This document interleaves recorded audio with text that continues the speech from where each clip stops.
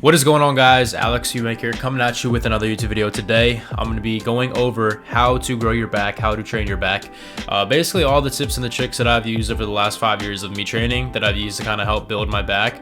So this is exactly all the type of tips that I would give to somebody, especially a new lifter who's going into the gym and wants to get the most out of all their back workouts. So I have here like a list of, 7, 8 tips or something like that. So I'm just going to go through all of them. So let's just get into it. So the first thing is, in any back workout, any pull day, whatever you're doing for your split, start off with some type of pull up. I love doing wide grip pull ups. Before I even touched a dumbbell or a barbell, I did calisthenics, which is body weight only movement. So I did a bunch of pull ups. I would do workouts where I did up to 200 pull ups per day. I really think that's going to help hit your overall back and develop a lot of width. So definitely warm up. I'd say like overall I'll warm up with like 4 sets of 8 or 4 sets of 10 of pull-ups, just get a little bit of blood flowing in my back. So yeah, second tip is going to be pre-exhaustion, which I talk about in many other videos. Basically, find the movement that you have the best contraction with in your back, the best pump per se, and do that movement for around 4 sets or 3 sets of like high reps, like 20-25 reps before you get into your whole back workout, and don't count it for like any of the working sets. So literally just use it as a way to get a good pump, so that when you get into your actual movements, you have a better mind-muscle connection.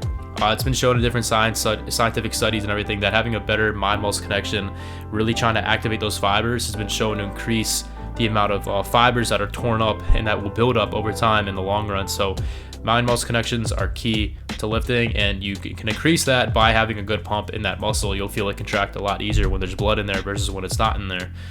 So yeah, other tip I'm going to be talking about is rowing versus pull downs. A lot of people say how like rows will build thickness, pull downs will build width.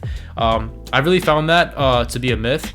But a lot of the top bodybuilders that I see lifting, you do primarily probably do rows. I think that is because you can lift more weight when you're doing a rowing movement versus when you're doing a pull down movement. For the most part, usually you're able to row a lot more weight.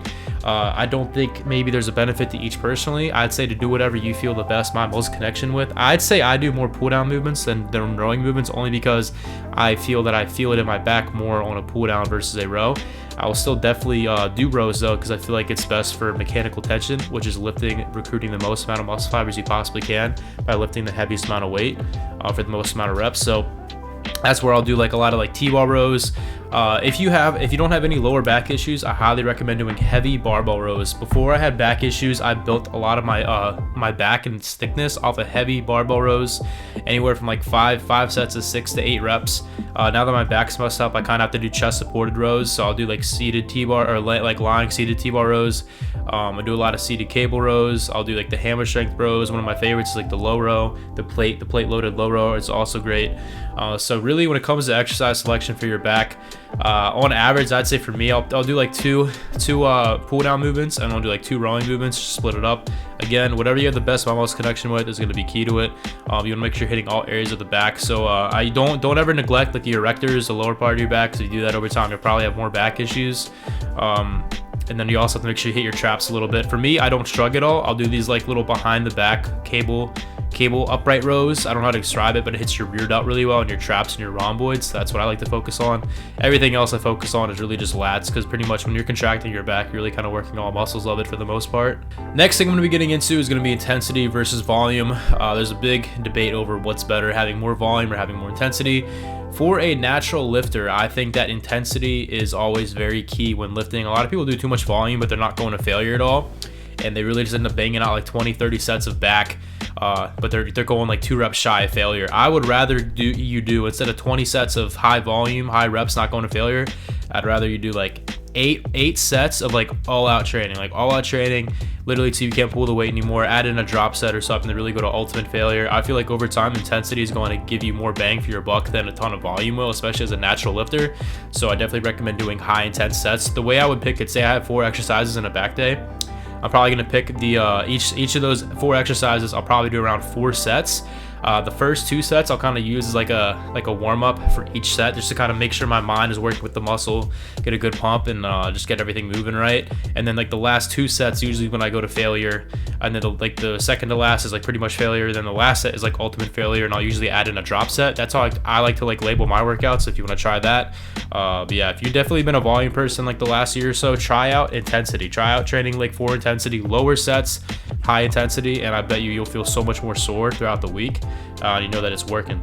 Another tip I'm going to be going over is stretching between sets. Now, I've been doing this more recently because I saw that, I forgot what old school bodybuilder did. I think it was Frank Zane. I think he does it a lot. He stretches between a lot of his working sets. So I saw when I was doing my back workouts and I was doing like straight arm pull downs, which that's my favorite back exercise, is straight arm pull downs. If you're not doing straight arm pull downs, you're missing out.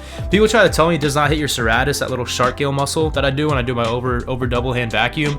It definitely does hit it. There's no way it does not hit it, because that's where I feel that that like serratus like burning up in my upper lats. I have really thick upper lats, and I feel like it's from straight arm pull downs or dumbbell pullovers. Anything like that is gonna hit it. And in between the sets, I stretch, and I stretch by basically putting both of my hands behind my head, like I'm gonna do like that like vacuum, that Frank Zane vacuum, and I lift my elbows up to the sky as hard as I can, and I kind of push my elbows forward at the same time, and I'll feel a really big deep stretch in my upper lats into my serratus. And the next day I'll be so much more sore, and I have so much more blood flow in the exercises and in that back day. So if you haven't tried stretching like that in between your back days when you have a really good lat pump, try that out.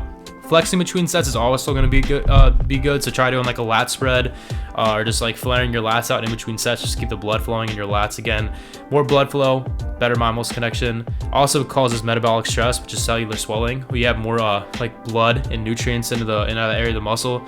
It swells the cells, and that's another way of like muscle hypertrophy, other than like mechanical tension. The other thing I want to touch on is deadlifting is not needed to build a big back. A lot of people like swear up and down that like if you want a thick back, you have to deadlift heavy. I don't believe in that. I never deadlift at all. I mean, I do have some lower back issues and such, but if you're gonna have to do something like that, I would do. I wouldn't deadlift this. It's too high risk of injury with a low reward.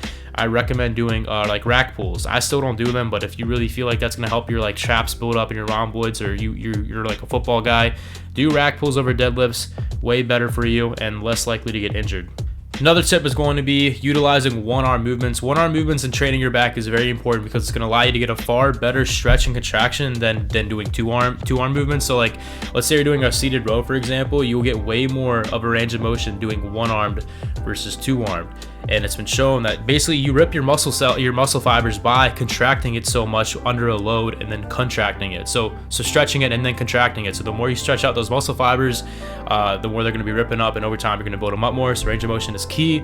So doing one-arm movements is going to be really key for that. Also, one-arm movements usually can help develop a better mind-muscle connection with. So if you struggle with that connection, try a one-arm movement only back day, where you literally just do one arm at a time, and I bet you over time you'll have a better muscle connection. One of the last tips is going to be to focus on the stretch and the squeeze over the weight you are using. When I train back, I really do not train heavy at all anymore. Really focus, like for pull downs, I make sure I keep my body as like vertical as possible, and I honestly close my eyes half the time now, and I just focus on pulling my elbows down as hard as I can. Over time, you're going to have more gains the better you contract the muscle. Don't worry about the weight all the time. Have good form, and it'll go a long way. All right, guys. So yeah, that is it for the YouTube video. Hope you guys enjoyed it. If I would have had more back clips, I would have probably talked a little bit more, but this is all I got. Let me know what other muscle group you guys want me to do this type of video on. If you enjoyed it, make sure you leave a like, comment, and subscribe. Turn the bell notification on if you have not already. I got a new series coming out here soon on like agility training, so look out for that. And let me know down below in the comments again what next muscle group you want me to do one of these videos on. I'll basically just talk in the way I'll talk to a beginner at the gym, just telling them exactly what I'll do when it comes to training your back. I hope you guys learned something from it. Thank you guys for the love and support. You guys are amazing. New raw gear drop just happened. If you want to support me, use code Alex on it. The link is in the description down below. But yeah, peace and love. See you guys.